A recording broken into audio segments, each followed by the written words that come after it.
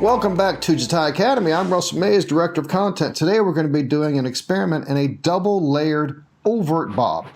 Double layered means it's going to have more layering than you think a bob can have. Overt because we're going to open everything up and show you exactly how to do it. Is it still going to look like a bob with that much layering? Yes, it will. It's still going to be a bob. All right, so let's get started. Let's start with some sectioning here. We're going to take a side section to the quarter part, then down to the nape, and then we're going to section out right behind the ear. I'm using my feather styling razor. This is the limited edition wood look. I'm also using the standard blade. Starting on the side, I'm going to take a little section of hair right above the ear and use that to get the lengths balanced on both sides. This is also going to be my length for when I go through and hold this straight up in the air and layer it. So I see that piece falling out. That's the length that I'm going to use as my guide to cut that length right through there. By cutting my length guide first and using that as my layering guide, it prevents me from cutting my layering too short. You'll also see me using that length that I cut initially as the visual for me to pinch cut all this length here and start to build my one length shape.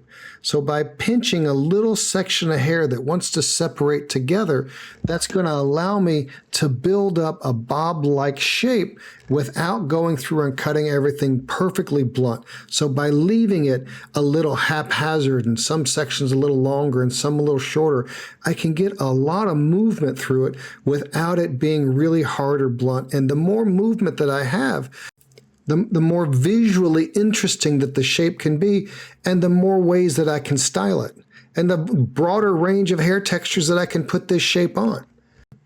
After we've done one side, we've got it like we want, we'll go through and match that to the other side until both sides match. Now I'll start in the center of the nape. I'm going to pull this center part of the section straight up in the air and cut that about an inch longer than my parting right there at the occipital bone. Now this is, granted, this is very, very short right here in the nape, but because I'm pulling it up, it's going to leave me length on the bottom, but it's also going to collapse the shape, so it's going to keep the shape from being too thick and too bulky and not having that same movement that I'm going to have on the sides. So I can match the fluidity and the movement from the back into the sides. Now I'll just match this on both sides, pull everything straight up using the center section as my initial guide and blending it towards each side. There we go, a good look at it right there, going from center out, just keeping the same broad razor stroke that I was using throughout. Once I got that done, check it out. Now we're going to go through and blend this section right behind the ear. We're going to hold that straight up in the air just like I did the other sections underneath, but this time I'm using the length that I used on the sides, not the length I used in the back. I'm going to match this on both sides. So I'm leaving a little bit more length and a little bit more density right behind the ear because that section of the head doesn't have as much hair. So it gives me a good way to blend, and by having that a little bit weightier and a little bit heavier, that kind of looks like a cool mullet right there, by the way. But by having that section behind the ear a little weightier and heavier, it also makes my bob a little stronger. If I was to layer that as much as I had layered the back, my bob shape is not going to be as strong. Now we're going to hold everything straight down. I'm going to cut my one length that I choose in the back. I'll take a little bit of weight out right through there and then just lay the blade flat across the section and cut my one length right in the back. Now I'm not worried about this being the same length all the way around for a one length bob. I want to bevel this a little bit towards the sides, so I'm going to leave it a little longer in the back and then round my corner out as I start working from the back into the sides. I want that kind of beveled. Follow us on your favorite social media at Jatai Feather. I have been fascinated with a lot of the Asian bobs that we're seeing, and they're all beveled around the front, a little shorter in the back and a little shorter in the front and longer in the back. And I find that very visually interesting when it's coming to these bob shapes. Now we're going to take a little section right in the front, right there in the center of the front section of the head. I'm going to comb that down, and this is going to be the guide for my shortest layer. It's not going to be the bangs. It's going to be the guide for the shortest layer. I'll take a center section, hold that straight up, and using that short little piece that I just cut as my guide, I'm going to start cutting from shorter to longer. So I'm trying to keep this idea and this feeling of shorter around the face, a little longer in the back, but I don't want it to be completely a bi-level. I want it to blend through. So by holding this straight up and cutting my layering from short to long in the back, I can remove more weight around the front, but still have a good solid bob shape, but it introduces movement where it flows around the front a little bit more. Because it's shorter in the front, longer in the back, hair flows to its longest piece. I'll take a parallel section, hold that straight up into the center of the head, following my initial guide, and then razor that through just as I did in my previous section. I'm taking a pretty large section here, and then also with the hair underneath as my guide, that's a pretty thick section. So if you can't work in sections as big as I am, it's easy to take much smaller sections. Again, pulling everything to the center of the head, using my guide lengths from underneath, and anything that hangs over that, I get to cut off. Keeping the same razor stroke that I was underneath, now I'll take everything on this side of the head. The underneath is going to fall out, but anything on the rest of the head, I'm going to pull up into the center and cut those lengths off. Make sure you keep a good firm grip on the hair, and it makes it easier to cut. Now, after I finish the left side, I will go through and do the exact same thing on the right side. After I finish both sides, and it's looking the way I want, I'll take a center section again and start blending that through the back. I'll take my center section in the back, I'll hold that straight up. You'll see my guide length from the front right through there, and then I'll continue cutting that length all the way back. But I'm not increasing my length as I go back like I did in the front. I'm cutting everything just horizontal straight across.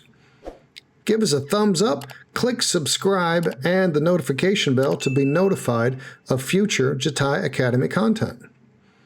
So after we cut that all the way down till we run out of hair, I'll take a parallel section just like I did in the front, hold that up into the center again, and using my guide from underneath, anything that hangs over, I will cut off. As I'm working these layers through into the nape, I'm not increasing the length. I'm keeping it the same, or I could layer it down and bevel the shape a little bit more, depending upon the thickness of the hair. And I'll just keep working this section over until I run out of hair on the right side. Then I'll go through and do the exact same thing on the left side. There we go, looking good. And you can see that long little corner right through there, right behind the ear, because the hairline behind the ear doesn't have any hair, so I need to add a little bit more weight to make sure I can keep my bob shape. Now I'm going to start right in the center, just like I was doing underneath on the sides.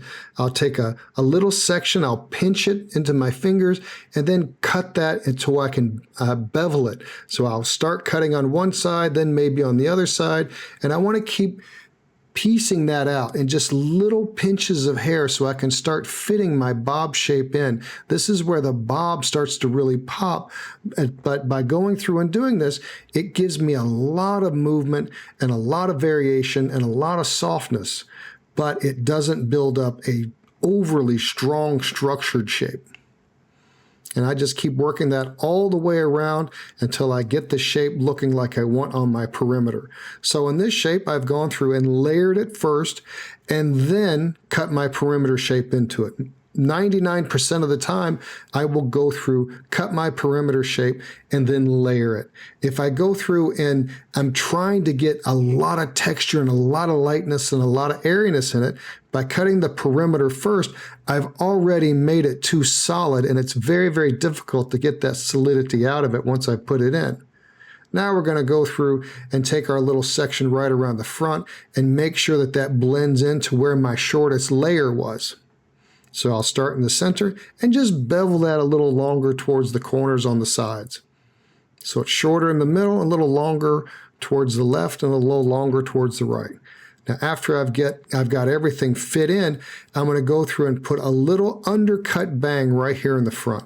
I think a little undercut will give it a little bit more airiness and poppiness around the front without being overly solid or overly styled. So we're going to start in the center, doing the same thing, just pinching into a little section, cutting it visually as I see it needs to be cut. Doing the same thing on both sides, shorter in the center, a little longer as it goes towards each side. Now, this shape offers a lot of variation depending upon the thickness or the thinness of the hair. You could even do this on curly hair, but I might use a scissor to point cut it as opposed to a razor, depending on the texture of the hair. After I've got all that done, I'm going to go through and blow it dry, and you can really see the texture popping here, and I like it.